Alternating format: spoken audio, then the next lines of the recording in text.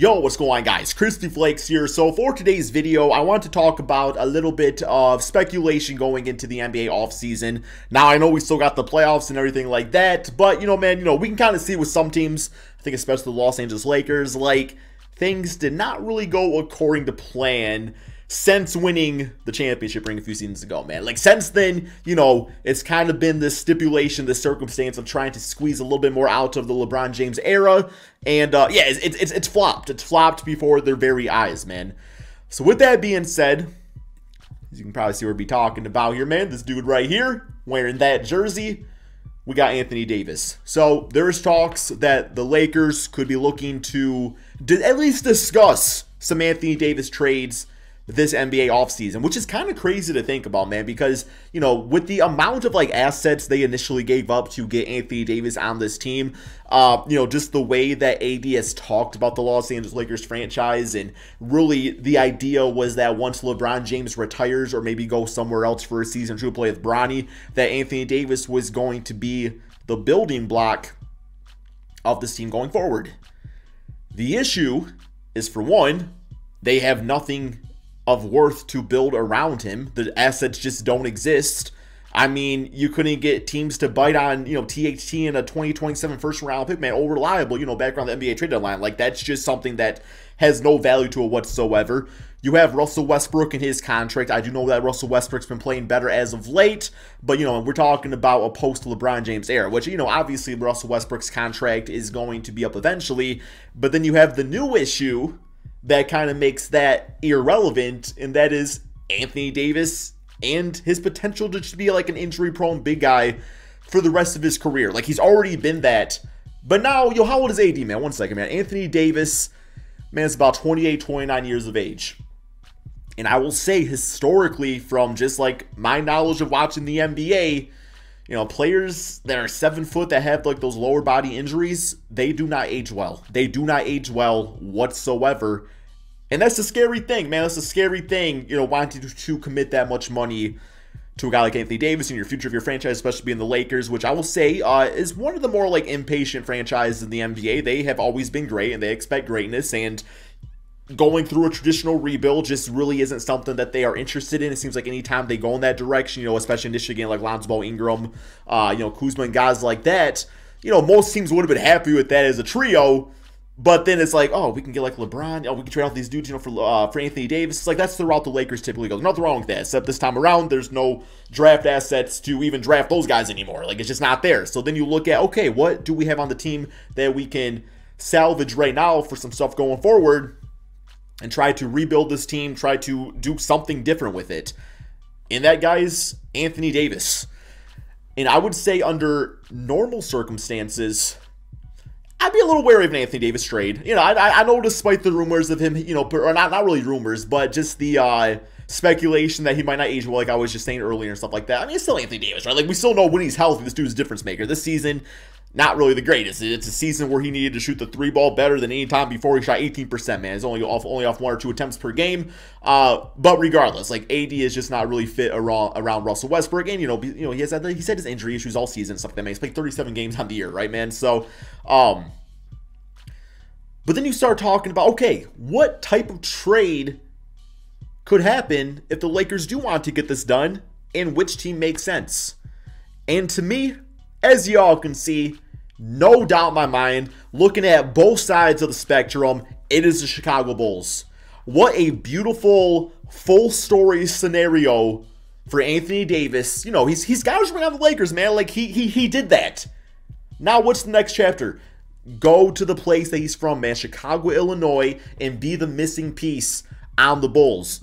And trust me, the Bulls are missing a piece. This is a team that has not been able to beat the top teams this season. And I think the big reason behind that is, while the team is pretty damn, constructed nicely, I think Anthony Davis could be that glue guy superstar that just pulls everything together.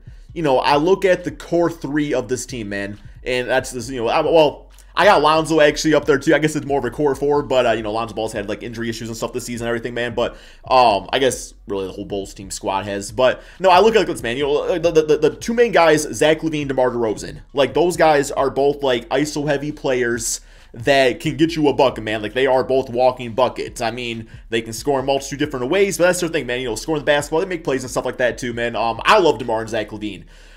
And I think what they do personally works.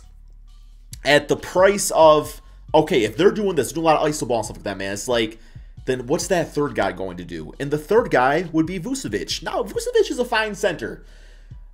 The reason I don't think Vucevic works long-term on the team to the extent of winning championships is because what Vucevic is good at, it kind of gets taken away from when you are focused more on LaVine and DeMar DeRozan, the offense, as they should be. Like, those should be the number two guy, you know, the number one, number two options of the offense. But I think they need that defensive anchor, that Anthony Davis, that's like, he can still score any way you need him to.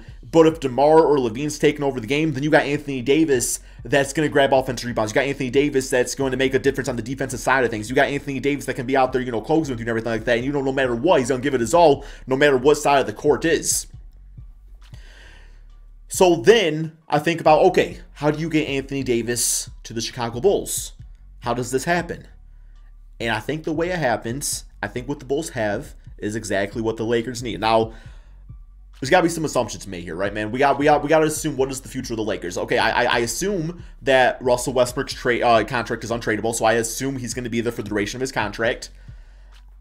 I would think LeBron's not going anywhere, but then all of a sudden, if there is talks of trading away Anthony Davis, like, I could see maybe where that could be some issues. But I don't think LeBron's going anywhere. Like, I don't think LeBron... I think LeBron is going to play out his contract on the Lakers and kind of go from there.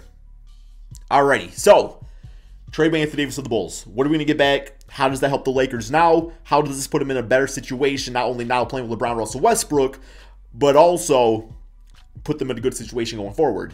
Well, LeBron James has always had success having great role players.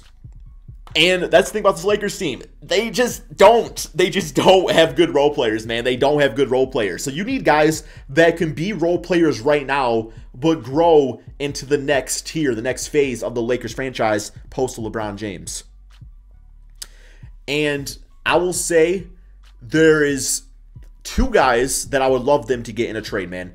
And I think the trade would have to look something like this. I think you toss in Vucevic, because I think Vucevic is a guy that would, you know, fit with LeBron James and Russell Westbrook right now. And yeah, Vucevic ain't Anthony Davis, but he's still a fine replacement. Like, that's like, he's still going to be like a good basketball player for that team. He's not like the big guy, he's not like the big piece of the trade.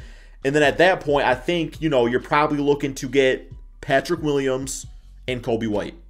I think something like that makes so much sense for both sides.